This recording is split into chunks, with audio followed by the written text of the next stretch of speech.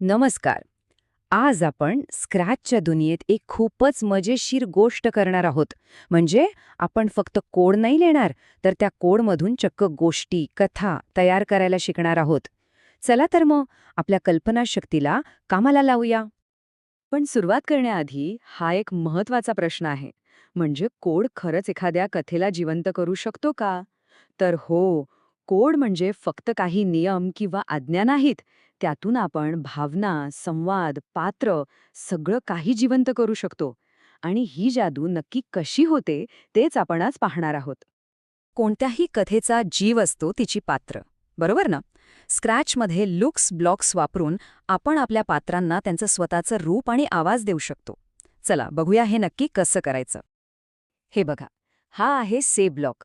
आपल्या पात्राला बोलायला लावण्याचा हा सगळ्यात सोपा आणि मजेशीर मार्ग आहे. हा ब्लॉक वापरला की लगेच आपल्या स्प्राईटच्या बाजूला कॉमिक्समध्ये असतो तसा एक बोलका फुगा येतो. मस्त आहे ना? पण हा ब्लॉग फक्त काही शब्द दाखवत नाही, तर यातूनच तर आपल्या कथेला एक वेग येतो. आपण पात्रांमध्ये संभाषण घडवू शकतो, त्यांच्या मनात काय चाललंय हे दाखवू शकतो. खरं तर कथाकथनाची हीच तर पहिली पायरी आहे. आता से ब्लॉक सारखाच हा थिंक ब्लॉक आहे. पण यात एक गंमत आहे. इथे बोलण्याचा फुगा नाहीये, तर विचारांचा फुगा आहे. म्हणजे आपलं पात्र काय बोलतंय हे नाही, तर त्याच्या डोक्यात काय विचार सुरू आहेत हे आपल्याला समजतं. आणि कथा सांगण्यासाठी हे खूप महत्वाचं आहे नाही का? या ब्लॉगमुळे आपण थेट पात्राच्या मनात डोकवू शकतो. त्यांच्या मनात गोंधळ सुरू आहे की ते काहीतरी प्लॅन करत आहेत हे सगळं दाखवता येतं. यामुळे आपली कथा अजूनच इंटरेस्टिंग बनते. बरं, बोलणं झालं, विचार करणं झालं, पण आपली पात्र एकाच जागी थांबून कशी चालतील? त्यांना हलवायचं कसं? त्यासाठीच तर हा नेक्स्ट कॉस्ट्यूम ब्लॉक आहे. एका स्प्राईटची वेगवेगळी रूपं असू शकतात आणि हा ब्लॉक ती रूपं पटापट बदलतो. यात खरी गंमत तेव्हा येते जेव्हा आपण नेक्स्ट कॉस्ट्यूम ब्लॉक वारंवार म्हणजे सतत वापरतो. असं केल्यावर ते पात्र चालत असल्याचा किंवा त्याचे हावभाव बदलत असल्याचा एक भास तयार होतो.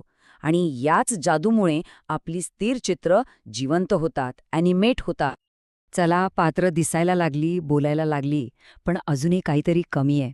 ते म्हणजे आवाज. आता वेळ आली आपल्या कथेमध्ये आवाज आणि संगीताने प्राण फुंकण्याची. कारण योग्य आवाजामुळेच कथेचं वातावरण आणि भावना अधिक प्रभावीपणे पोचतात. स्क्रॅचमध्ये आवाजासाठी हे 2 महत्त्वाचे ब्लॉक्स आहेत आणि यांच्यातला फरक समजून घेणं खूप गरजेचं आहे.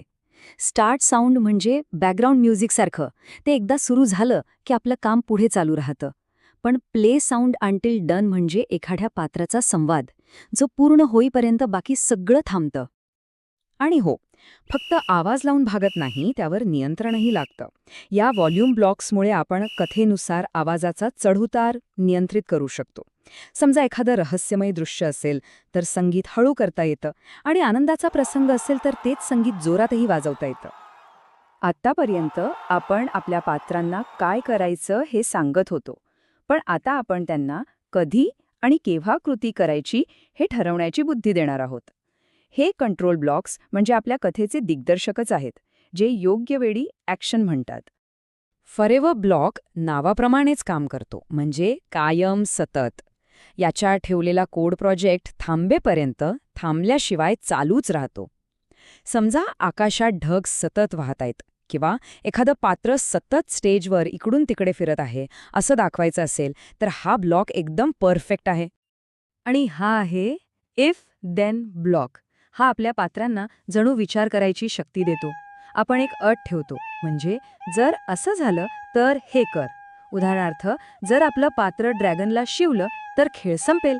यामुळे आपली पात्र परिस्थितीनुसार प्रतिक्रिया देतात आणि कथा अजूनच रंजक होते. वाह! आपण पात्र, आवाज आणि नियंत्रण या सगळ्या गोष्टी शिकलो. आता या सगळ्या ज्ञानाला एकत्र आणून आपली पहिली वहिली छोटीशी कथा तयार करायची वेळ आली आहे. चला तर मग बघूया हे कसं करायचं. कोणतीही कथा तयार करायला काही मूलभूत गोष्टी लागतात. ही समजा एक चेकलिस्टच आहे.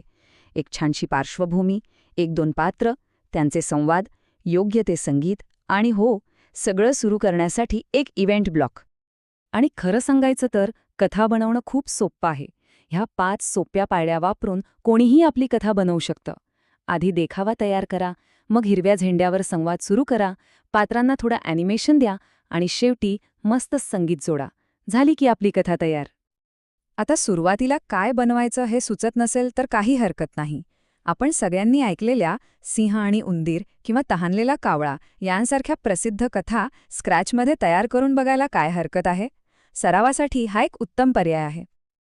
तर मग आता सगळी साधनं आपल्या हातात आहेत.